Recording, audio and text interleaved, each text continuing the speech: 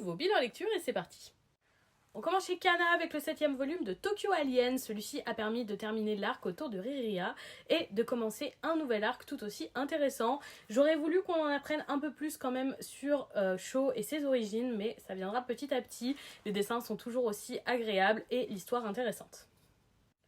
On va chez Vega avec le premier volume de Pyravite, un manga, et ça se voit je trouve au dessin qui n'est pas japonais mais chilien. C'est pas les dessins que je préfère forcément, mais ça reste ok pour la lecture. Au niveau de l'histoire, on est sur quelque chose de très classique, type shonen neketsu, comme on a déjà souvent vu. Ça ne m'a pas forcément hyper emballé parce qu'aujourd'hui je cherche un peu plus d'originalité. C'est pas un mauvais titre, mais pas assez original pour me donner envie de continuer. On continue chez Mana Books avec les 2 premiers volumes de The Legendary Hero is Dead. Il y a d'ailleurs un animé qui est disponible et je n'ai vraiment pas aimé ces 2 premiers tomes. C'est un titre de fantasy avec un mélange humoristique, de styles que je n'apprécie pas forcément dans le manga. L'humour est hyper lourd et amène à un fanservice très présent et trop prononcé qui m'a mis très mal à l'aise à la lecture. J'ai vraiment pas du tout aimé. On termine avec le second volume de 404 démons, un titre de Momotaro versus Oni assez classique.